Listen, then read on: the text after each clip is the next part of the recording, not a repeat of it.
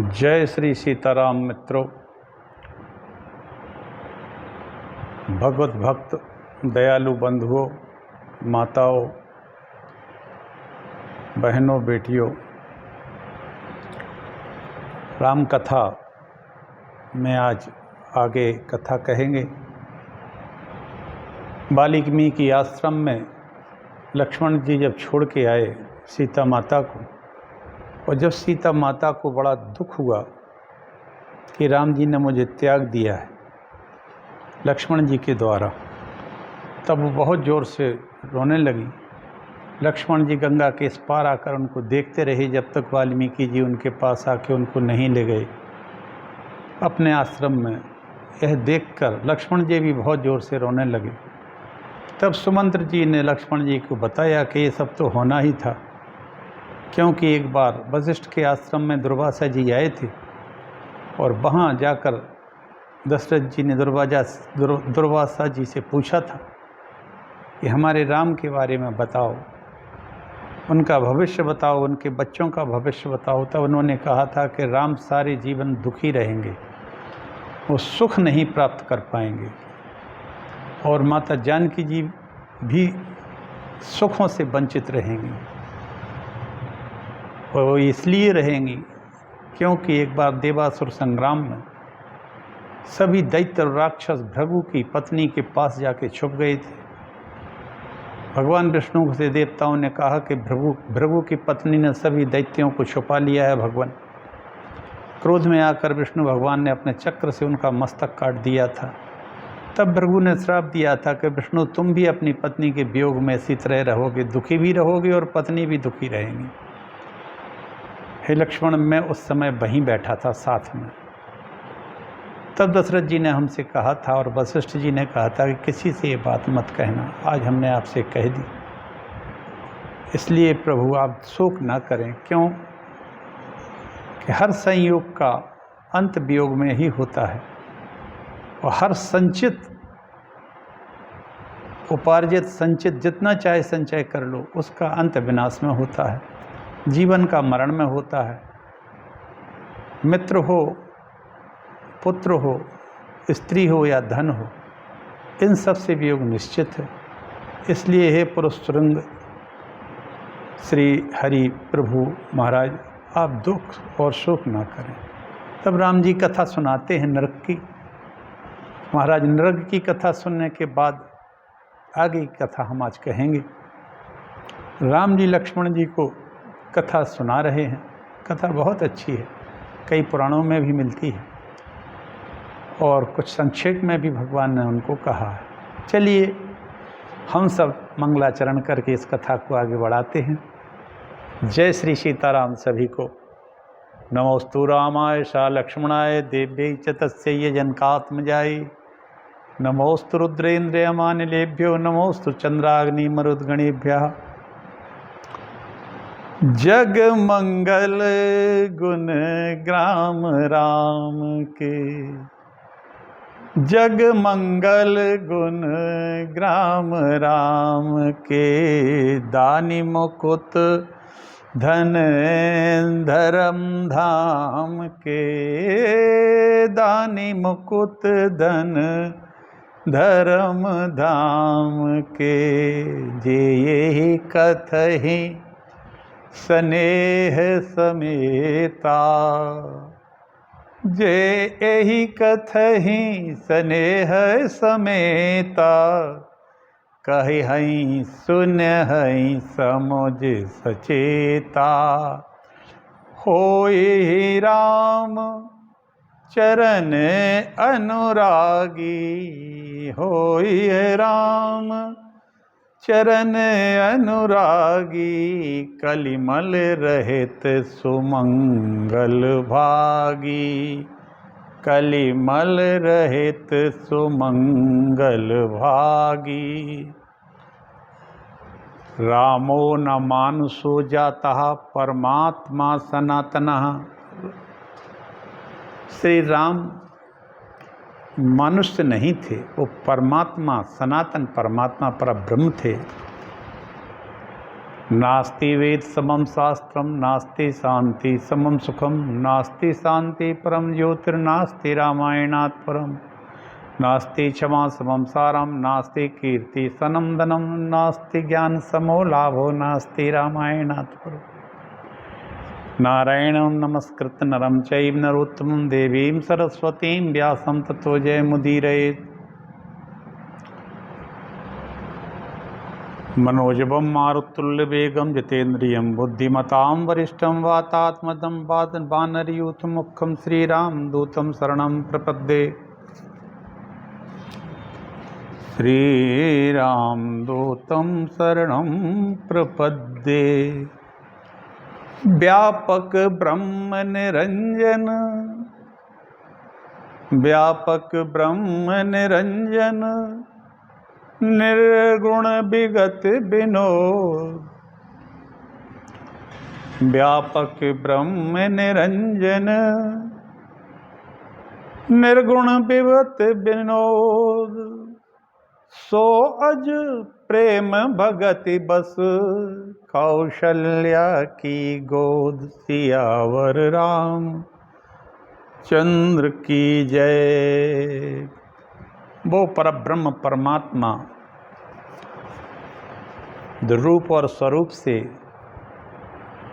अपने अपने मन में दिखाई देते हैं।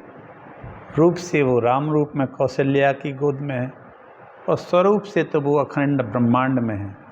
कहाँ नहीं है राम, किसके अंदर नहीं है राम। चलिए आगे कहते हैं, कथा की शुरू करते हैं। कथा बड़ी मज़ेदार है क्योंकि राम जी स्वयं कहते हैं, लक्ष्मण जी से कह रहे हैं।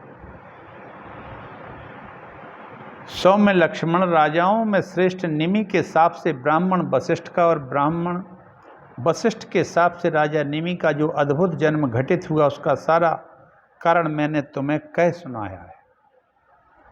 निमि और वशिष्ठ में जो एक दूसरे के प्रति श्राप देकर उनको उनके शरीरों को नष्ट कर दिया था दोनों ने।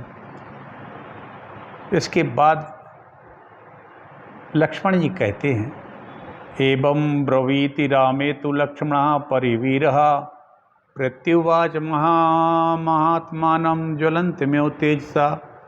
श्री राम के ऐसा कहने पर शत्रु वीरों का संहार करने वाले लक्ष्मण अपने तेज से प्रज्वलित होते हुए महात्मा श्री राम को संबोधित करके कहने लगे, महद अद्भुत तमाश्चर्यं विदेहस पुरातनम निर्वृत्तम राजशार्दूल वसिष्ठस्य मुनिष्यः निमिस्तु क्षत्रिया सूरो विशेषेण च दीक्षितः न क्षमं कृतवान राजा वसिष्ठस्य महात्मना। हे राम, हे नृपश्रेष्ठ, विदेह निमि और वशिष्ठ मुनि का वृत्तांत अत्यंत अद्भुत और आश्चर्यजनक है। परंतु निमि तो क्षत्रिय सूरवीर और विशेषतः यज्ञ की दीक्षा लिए हुए थे। जब यज्ञ की दीक्षा लिए हुए थे तो उन्होंने महात्मा वशिष्ठ के प्रति यह बर्ताव उचित नहीं किया, क्योंकि यज्ञ में जो दीक्षा ले लेता है वो अत्यंत शांत रहता है, क्रोध नहीं आता है उसको।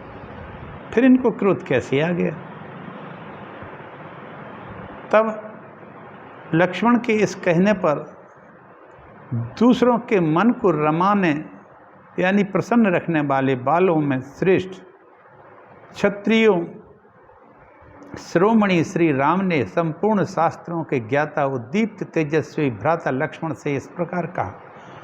अब देखिए यहाँ एक बहुत अच्छी बात है, मन को रमाने वाले, जिसमें सभी का मन रम जाए वही तो राम है। देखिए यहाँ इस श्लोक में आता है, ये 58वां सर्ग है और उसका 5वां श्लोक है। दूसरे के मन को रमाने वालों में श्रेष्ठ श्री राम। वाह, आहा, कितना सुंदर है। हे राम, तुम सभी के मन में रमे हुए हो, ऐसे श्री राम जी ने कहा। ऐसा कौन है जिसके मन में श्री राम ना हो? बहुत सुंदर श्लोक है ये।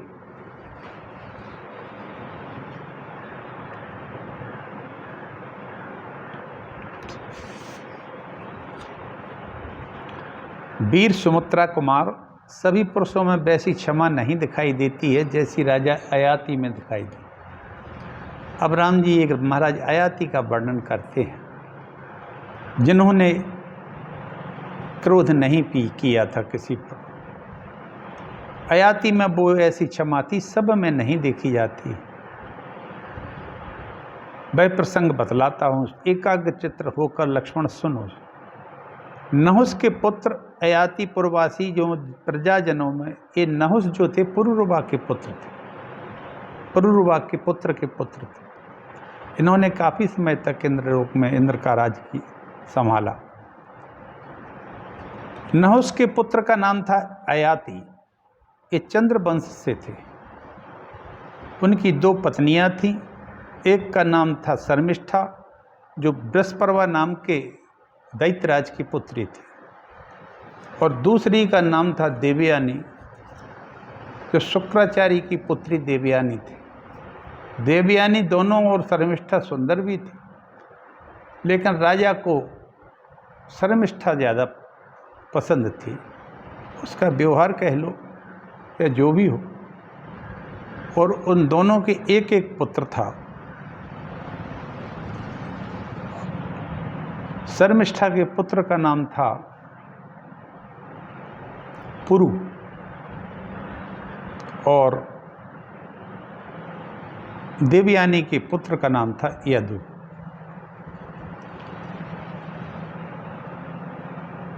शर्मिष्ठा को राजा चाहते थे।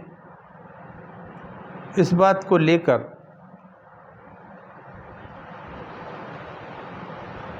देवयानी को बड़ा कष्ट होता था, और उसके पुत्र जो यदु थे उसको भी बड़ा दुख हुआ, और वे बोले अब हमें और तुम्हें पिता चाहता नहीं है, इसलिए अपन क्यों ना अग्नि में प्रवेश करके प्राण त्याग दें, और यदि तुम ना ही चाहो तो मैं तो मर जाना चाहता हूँ। इस बात को लेकर अत्यंत आर्त होकर रोते हुए अपने पुत्र यदु की यह बात सुनकर देवयानी को क्रोध आया, और वो तत्काल अपने पिता के पास मायके चली गई। शुक्राचार्य से बोली और अपनी पूरी व्यथा को सुना दिया कि अयाति जो है महाराजा वो शर्मिष्ठा को पसंद करता है, चाहता है, और मुझे उपेक्षा रखता है, मेरी उपेक्षा करिए रहता है, और पुत्र की भी पुत्र को भी नहीं चाहता उतना जितना वो शर्मिष्ठा के पुत्र को चाहता है। क्रोध में आकर शुक्राचार्य अपनी पुत्री की बात से राजा के पास आए और राजा से कह दिया कि तुम इसी क्षण वृद्धावस्था को प्राप्त हो जाओ।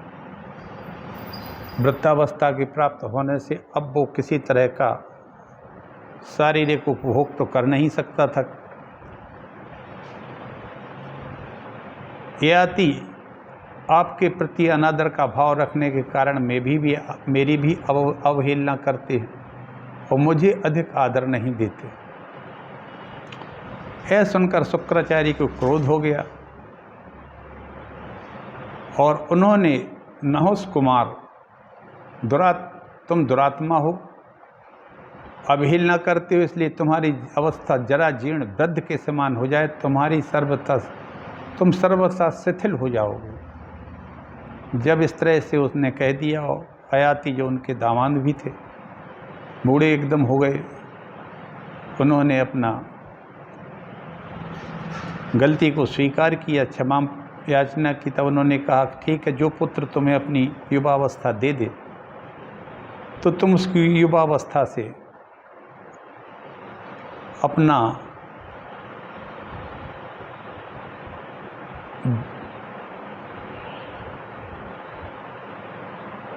जवानी का, युवावस्था का काम सभी कर सकते हो।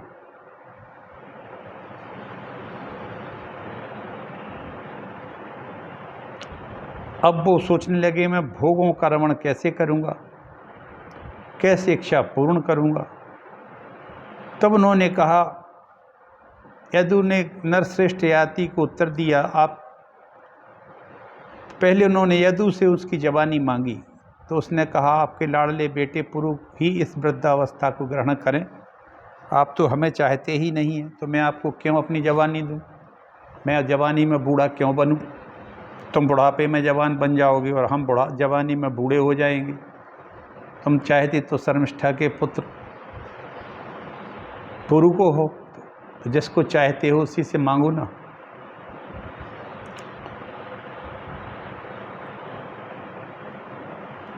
यदु की बात सुनकर राजा ने पुरु से कहा, महाबाहो, सुख सुविधा के लिए तुम इस वृद्ध अवस्था को मेरी ग्रहण कर लो। अयाति ने फिर पुरु से कहा कि भाई यदु ने तो मना कर दिया, अब पुरु तुम मेरी इस जरावस्था को, वृद्धावस्था को ग्रहण कर लो और मैं तुम्हारी जवानी को लेकर युवावस्था संबंधी जितने भी कार्य हैं वो करूं और राज भी करूं। राज कर रहे थे, वो राजा थे उस समय। तो उन्होंने कहा, पुरु ने स्वीकार कर लिया, पिताजी आपके सेवा का अवसर पाकर मैं तो धन्य हो गया, और वो तैयार भी हो गए और वृद्धावस्था पुरु के शरीर में संचारित कर दी। अयाति ने अपना वृद्धावस्था पुरु के शरीर में संचारित कर दी और उसकी युवावस्था को ले लिया। और इस तरह तरुण हुए राजा अयाति ने सहस्त्रों यज्ञों का अनुष्ठान करते हुए कई हजार वर्षों तक पृथ्वी का पालन किया। लक्ष्मण जी से राम जी ऐसा कह रहे हैं, कथा कह रहे हैं। इस तरह से अयाति ने कई हजार वर्ष तक पालन किया और वो अवस्था जो थी वो पुरु की थी। इसके बाद दीर्घ काल जब व्यतीत होने पर राजा पुरु ने कहा, बेटा तुम्हारे पास धरोहर के रूप में मेरी वृद्धावस्था है, वह मुझे लौटा दो। मैंने वृद्धावस्था को धरोहर के रूप में तुम्हारे लिए संचरित किया था, इसलिए उसे वापस ले लूँगा। तुम अपने मन में दुख न मानना। तुमने मेरी आज्ञा मान ली, इससे मुझे बड़ी प्रसन्नता हुई। अब मैं बड़े प्रेम से राजा के पद पर तुम्हारा अभिषेक करूँगा। अपने पुत्र पुरु से ऐसा कहकर नहुस राजा अयाति देवयानी के बेटे से कुपित होकर बोले, मैंने दुर्जय क्षत्रिय के रूप में तुम जैसे राक्षस को जन्म दे दिया है। तुमने मेरी आज्ञा का पालन तो किया है, तुमने मेरी आज्ञा का उल्लंघन किया है, अतः तुम अपनी संतानों को राज्य के अधिकारी बनाने के विषय में विफल हो और भयंकर राक्षसों को तुम जन्म दो। और कौन से राक्षसों को? यातुधानों को। यातुधान सेना सब मारी। ये रावण यातुधान जाति का ही राक्षस था।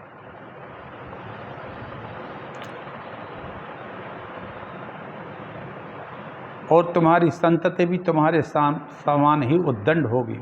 यदु के ऐसा कहकर राजर्षि ययाति ने राज्य की वृद्धि करने वाले पुरु को अभिषेक के द्वारा राज्य पर अभिषिक्त कर दिया और राजा वानप्रस्थाश्रम में जाकर उन्होंने शरीर त्याग कर स्वर्गलोक को चले गए।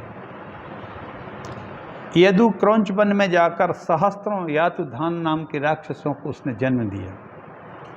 शुक्राचार्य के दिव्य हिसाब से राजा ययाति ने क्षत्रिय धर्म के अनुसार धारण किया, परंतु राजा निमि ने वशिष्ठ जी के शाप को सहन नहीं किया। सौम्य सारा प्रसंग मैंने तुम्हें सुना दिया। अयाति ने लौट के शुक्राचार्य से कुछ नहीं कहा था और उनके श्राप को धारण करके उसको पूरा किया, जबकि यहाँ निमि ने वशिष्ठ जी को श्राप को सहन नहीं किया और उन्होंने उलट के वशिष्ठ को भी श्राप दे दिया था। तो नरक की भांति हमें भी दोष न प्राप्त हो। चंद्रमा के समान मनोहर मुख वाले श्री राम ने जब इस प्रकार कथा कह रहे थे तो प्रातः होने लगा।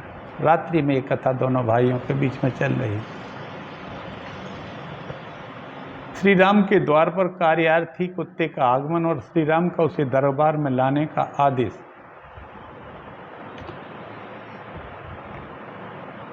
ततः प्रभाते विमलीकृत पौर्वाहं किं कृतां धर्मासनगतो राजा रामो राजीवलोचनः राजधर्मान् वीक्षन् वै ब्राह्मणैर्नैर्गमैः सह रोदसा वसिष्ठेन ऋषीणां कश्यपेन च। तदनंतर निर्मल प्रभात काल में पूर्वान्न कालोचित संध्या बंदन आदि नित्य कर्म करके कमल नयन राजा श्री राम राजधर्मों का पालन करने के लिए वेद वेत्ता ब्राह्मणों, पुरोहित, वशिष्ठ, कश्यप मुनि तथा राज्यसभा में उपस्थित धर्म न्याय के आसन पर विराजमान हो गए। पूरी राज्यसभा सभासदों से भरी हुई थी और उन्होंने पूछा कौन कौन से कार्यार्थी उपस्थित हैं। सुमित्रा कुमार, तुम उन कार्यार्थियों को बारी बारी से बुलाना आरंभ करो। श्री राम जी का यह आदेश सुनकर शुभ लक्ष्मण ने द्वार पर जाकर स्वयं ही पुकारा, परंतु कोई भी कार्यार्थी नहीं था।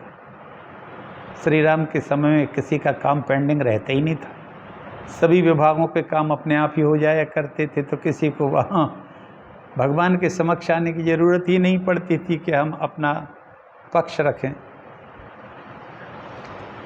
श्री राम के राज्य शासन करते समय कहीं किसी को न तो कोई दैविक भौतिक तापा, राम राज नहीं का वही व्यापा, किसी प्रकार की चिंताएं नहीं थी, न मानसिक न शारीरिक। और पृथ्वी पर औषधियाँ उत्पन्न अपने आप होती थीं और पकी हुई खेती शोभा पाती थी। धर्मपूर्वक शासन होता था, यही रामराज्य है। किसी के सामने कोई बाधा ही नहीं थी, तो कोई काय को आएगा राम जी से विनती करने के लिए। कोई बाधा हो तो हो, आज तो सभी व्यक्ति बाधाओं से ग्रसित हैं। पारिवारिक बाधा सबसे ज़्यादा है। एक भाई दूसरे भाई को पसंद नहीं कर रहा, माता पिता किसी एक लड़के को पसंद करते, एक को नहीं करते। लड़के भी सभी लड़कों में कोई एक माता पिता को चाहता है, कभी कभी तो कोई भी नहीं चाहता है, और वृद्धावस्था में वृद्धाश्रम को भेजने के लिए तैयार रहते हैं। तो जब वहाँ कोई बाधा ही नहीं थी तो राम राज्य में सब आनंद से रह रहे थे।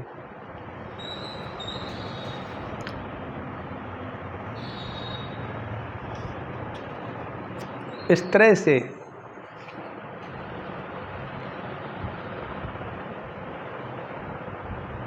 भली भांति नीति का प्रयोग करके राज्य में कहीं अधर्म नहीं था, अतः सभी लोग राजा के भय से वहाँ एक दूसरे की भी रक्षा करते थे। ये और अच्छी बात है। भगवान राम की कृपा से या राम जी के आचरण को देखकर सब लोग आपस में ही किसी एक दूसरे को परेशानी हो तो एक दूसरे की रक्षा करते थे। कोई किसी को मारता नहीं था, रक्षा करते थे।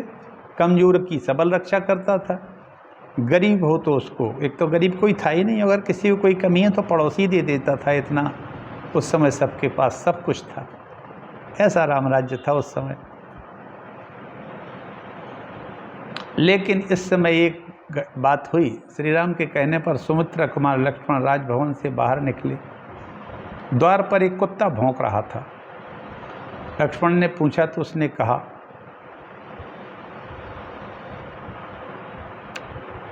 कि हम राजभवन में जाके भगवान से कहेंगे, यदि तुम्हें कुछ कहना है तो चलकर राजा से कहो। ऐसा लक्ष्मण जी ने भी कहा।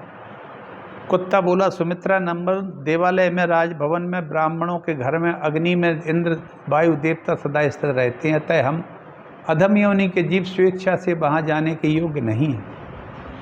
लक्ष्मण जी ने कहा जबकि राम कुत्ते से कि चलो राम जी के सामने कहकर तुम अपनी बात कहना। तो वो कुत्ते ने कहा, देवालय में, राजभवन में, ब्राह्मणों के घर में, अग्नि सूर्य वायु देवता जहाँ स्थित रहते हैं वहाँ हम अधम योनि के जीव स्वेच्छा से नहीं जाते। और राम मूर्तिमान धर्म के ही स्वरूप हैं।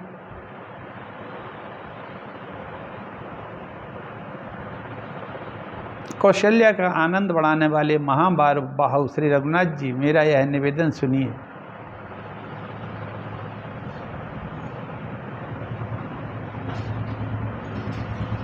उन्होंने लक्ष्मण जी ने राम जी से कहा, एक कुत्ता द्वार पर खड़ा है, वह कार्यार्थी होकर आया। लक्ष्मण की बात सुनकर राम ने कहा, जो भी हो कार्यार्थी खड़ा हो उसे शीघ्र ही भीतर ले आओ। श्री राम का वचन सुनकर लक्ष्मण ने तत्काल उस कुत्ते को बुलाया और राम जी को उसके आने की सूचना दे दी। कुत्ते ने कहा, मेरा मस्तक फट गया है। राजा ही समस्त प्राणियों का उत्पादक है, नायक भी है, क्योंकि राजा तो सबके सोते रहने पर भी जागता है। क्योंकि वो प्रजाओं का पालन करता है। आहा, कुत्ते ने कितनी बड़ी बात कही।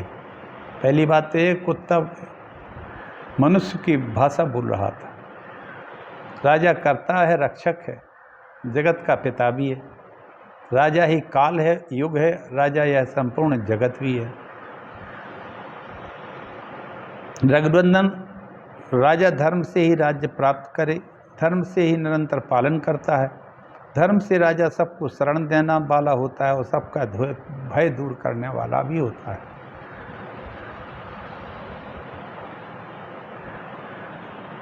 प्रभु सरबार सिद्धि नाम से प्रसिद्ध एक भिक्षु है जो ब्राह्मण के घर में रहा करता है। उसने आज अकारण मुझ पर प्रहार किया। मैंने उसका कोई अपराध नहीं किया। वह भिक्षु ब्राह्मण को बुलवाया गया। उसने कहा, रघुनंदन मुझसे क्या काम है, क्या अपराध किया है? तब विप्रवर, इसने आपका क्या अपराध किया था जिसके कारण आपने इसके सर में डंडा दे मारा, जिससे इसका सर फट गया? मनुष्य जो तप करता है, यज्ञ करता, दान देता है, सबके पुण्यों को वह क्रोध के द्वारा नष्ट कर देता है। इसलिए क्रोध को तो त्याग देना चाहिए ना। क्रोध को अगर त्याग दिया जाए तो संसार की लगभग 100% ही समस्याएं खत्म हो जाएंगी यदि कोई क्रोध किसी पर नहीं करेगा तो। मनुष्य को चाहिए कि वह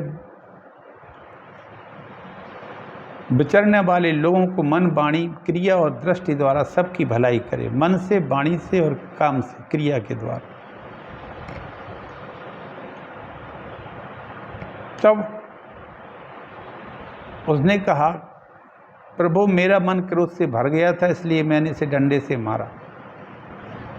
मैं भिक्षा मांगने के लिए द्वार द्वार घूम रहा था, एक कुत्ता बीच रास्ते में खड़ा था। तुम रास्ते से हट जाओ, फिर भी अपनी मौज से चला और सड़क के बीच में बेढंग फिर खड़ा हो गया। मुझे भूख लगी थी, क्रोध चढ़ाया था, इसलिए मैंने इसके सर पर डंडा मार दिया। मैं अपराधी हूँ, आप दंड दीजिए। आपके दंड मिल जाने से मुझे नरक में पड़ने का डर नहीं रहेगा। श्री राम ने सभासदों से पूछा, आप लोग बतावें इसके लिए क्या करना चाहिए? उस समय भृगु, अंगिरस, कुत्स, वशिष्ठ, काश्यप मुनि थे। रघुनाथ जी से बोले, भगवान ब्राह्मण दंड द्वारा तो अबद्ध है, इसे शारीरिक दंड नहीं मिलना चाहिए। तदंतर वे सब मुनि उस समय श्री राम से बोले, रघुनंदन राजा सबका शासक होता है, विशेषतः आप तो तीनों लोकों पर शासन करने वाले साक्षात सनातन भगवान श्री हरि विष्णु हैं। उन सब के ऐसा कहने पर कुत्ता बोलो, श्री राम यदि आप हम पर संतुष्ट हैं, यदि आपको मुझ पर इच्छानुसार वर देना है तो मेरी बात सुनिए वीरवर। मैं आपका कौन सा कार्य सिद्ध करूं? इस प्रकार आप मेरी इच्छा पूर्ण करके प्रतिज्ञाबद्ध हो चुके हैं, अतः मैं कहता हूं कि इस ब्राह्मण को महंत बना दीजिए। कालंजर में एक मठ का आधिपत्य, वहाँ की महंती इसको प्रदान कर दीजिए। यह सुनकर राम ने उसका कुलपति के पद पर अभिषेक कर दिया उस ब्राह्मण का। इस प्रकार पूजित हुआ वह ब्राह्मण हाथी की पीठ पर बैठकर बड़े हर्ष के साथ वहाँ से चला गया। श्री रामचंद्र जी ने मुस्कुराते हुए, महातेजस्वी महाराज, है तो इसे वर दिया गया है, शाप या दंड नहीं। सभी मंत्रियों ने इस तरह से मुस्कुराते हुए पूछा कि ये दंड है कि श्राप है, क्या दिया है आपने? मंत्रियों के ऐसा कहने पर राम ने कहा, किस कर्म का क्या परिणाम होता है, जीव की कैसी गति होती है, इसका तत्व तुम लोग नहीं जानते। ब्राह्मण को मठाधीश पद पर क्यों दिया गया, इसका कारण यह कुत्ता जानता है।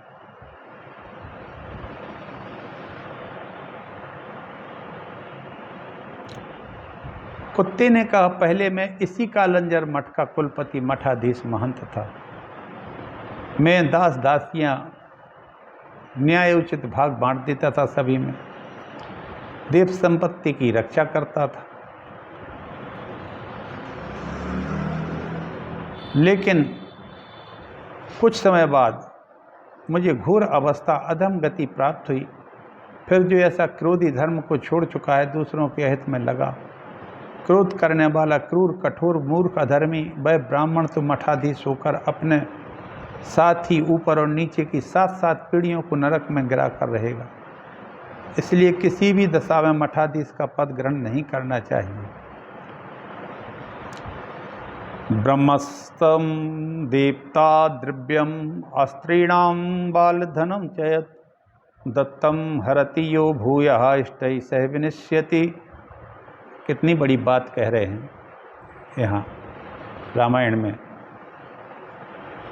48वां ये श्लोक है।